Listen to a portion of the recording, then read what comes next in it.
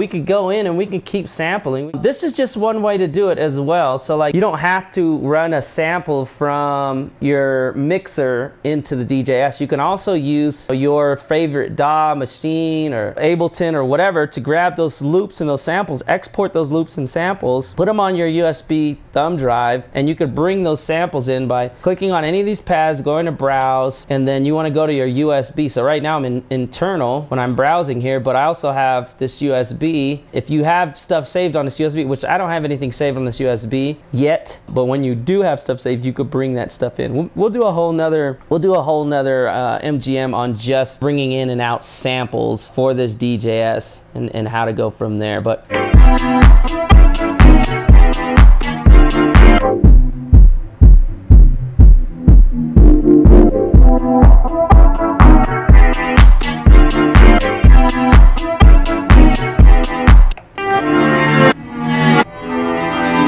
let's do a little review. So as far as the overview goes, we have our USB. That's going to be for importing, exporting, saving your project. Say I wanted to save this project. If I tap project and I go to save as, I can save my project as, let's save it as DJS practice 2. Save that. That's going to save onto my USB stick. And then anytime I put that USB stick in, I can come back to this. If I want to save the package, which usually you probably want to save it as a package because you want all those samples, whether you got them from internally on the drive that you have inside, or whether you got them from Serato, you want to save them from Ableton or wherever, you want to save them onto this stick together as a package. And so once you have that saved, if we go back home, if we are to eject this, basically it pulls our project off and it's blank right now, see? But if I want to go back to that project, I put that stick back in, give it a second to load up, boom, it finds the stick. I can go to open recent USB project, there it is, DJS practice, and then boom, that's gonna load that project back up for us, and we're right back where we started.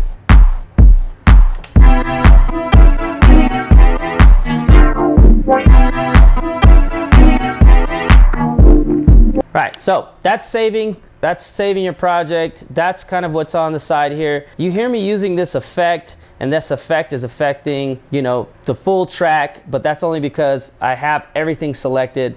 Again, you could select specific tracks if you want with the effects as well. As far as the screen goes, you have your sequencer window. That's going to show you everything that you created, all your pattern sequences. You have your track windows, which this is kind of your base layout view. This is going to show you all the different sounds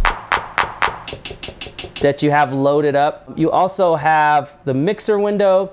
Mixer window is going to show you all your tracks, how loud they are, panning left to right. It's also going to show you your master and where that's at. Right now we're at 100%. And that's pretty much it as far as these tabs go. You have your scene and pattern. So if you tap scene and pattern, this scene and pattern window allows you to be able to see how many scenes you have, how many patterns you have without going down here to the bottom and selecting everything. There's a visual reference, right? I could also copy scenes and patterns by using this window. I could select any pattern. I can hit copy it onto the next pattern. That's gonna allow me to keep on building and growing these tracks. Or say I wanna change the song completely, go into a different vibe, maybe change it up a bit. I can do that with this. With the scene, same thing. Once I fill up all of these patterns, I can create a new scene. Allow me to create a whole new 16 sample pads. You could set your scene BPM. So if I want to change the BPM of each scene, I can clear it. I could add a different BPM and change it to where I trigger that BPM and it's going to come right up. That is your scene and pattern. This sync link button right here allows you to do your Pro DJ link, which is through Ethernet cable. You also have MIDI links. So if you have external gear, any kind of modular synthesizers with MIDI capabilities, MIDI clock sources, if you have synths, any kind of MIDI in and out inputs on them or MIDI through on them, you can actually use MIDI and select how you want that MIDI to communicate. You have USB as well. So if you want to sync this guy with something like Ableton or anything like that, you can definitely do that. That's probably a workaround that I haven't done yet for syncing it with the RX3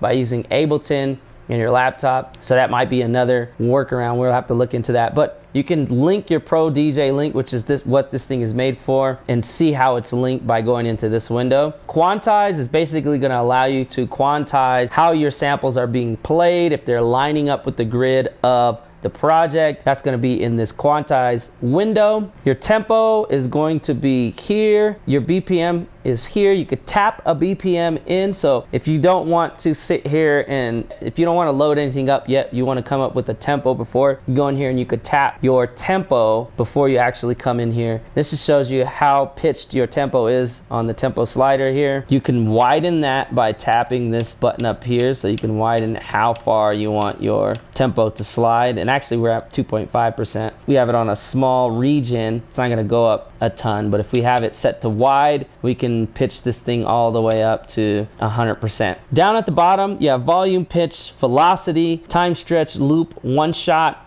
These encoders are what control all the parameters at the bottom of your screen. Above that, mute, hot slice, slice, and scale.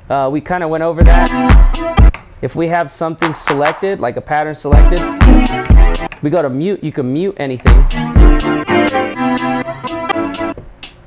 So right now I have everything muted but the hat. If I want to single out something by itself, I could hold shift, tap that sample, and it's going to mute everything else except for that sample. So that's for muting. If we get out of mute, let's go to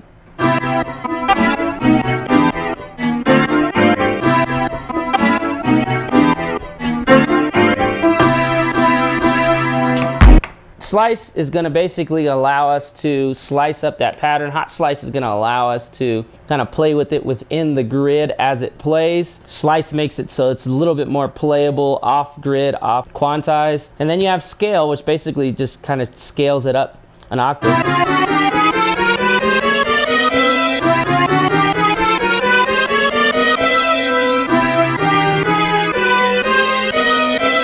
Which is fun because you can create sections and different things off of that. Let's go back home. So that's what these buttons do. You also have on the side this little ribbon strip. This ribbon strip allows you to do fun little performance things.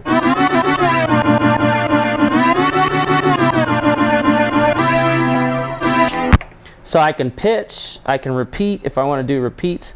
You have a quarter note, half note, eighths.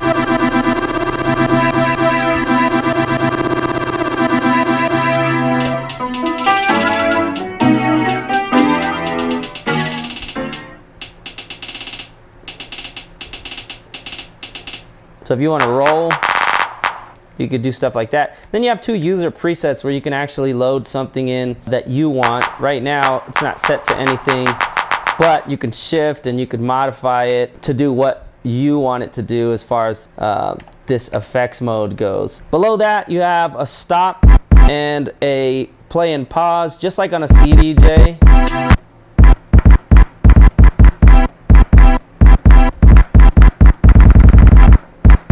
So your stop's like a gate. You can always, play the track from there. To the right of that, our sequencer, which we talked about. You have a 16-step sequencer here where you can see your patterns. If you click patterns, you can see your scenes. So scene 1, we have 4 patterns. If you click off of that, it's going to show you the sequence of every sound. So there's the sequence of that sound. There's the sequence of that sound. There's the sequence of that sound. And I can always add and take away from that sequence by just tapping where I want that sequence to be placed within the 16 steps. To the right of that, again, scene, pattern. Below that, you can see your 4 sections of your sequence. So right now, I can see all 4 sections of each sequence. They should look the same because they're basically copied over. That little white bar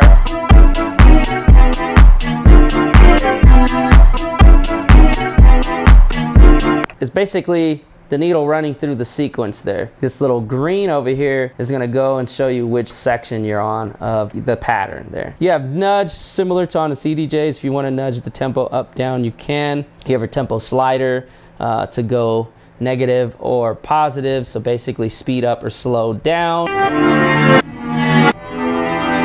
So yeah, that's kind of a short overview of the DJS-1000. What it is, it's a performance sampler. It's there for you to basically sample on the fly, loop on the fly, use it as a drum pad on the fly, and just kind of make your sets creative and have fun. It's made to be used out on the road. They designed it just like a CDJ-3000. I'm really having fun with this thing. I like where it's going. I'm a producer, so I love to add little things and flavors into my set sometimes. Probably gonna see this a lot from me in the next, coming years. And again, I've had the MPC, I've had the machine. I love playing on those, but this guy was designed and made specifically to work with, a ProLink setup, a Nexus type of setup, or just a DJ setup in general. It's made specifically for the DJ. So I like where their mind is at when approaching this machine. We will see kind of what happens here. I'll do some more videos in the coming weeks about this DJS, maybe do some sets, put together some creative videos. Check Instagram if you want to see a little bit more of the random BTS stuff. I'll be posting more of that stuff. If you have any questions or comments about the DJS, something you want to see, throw it in the comments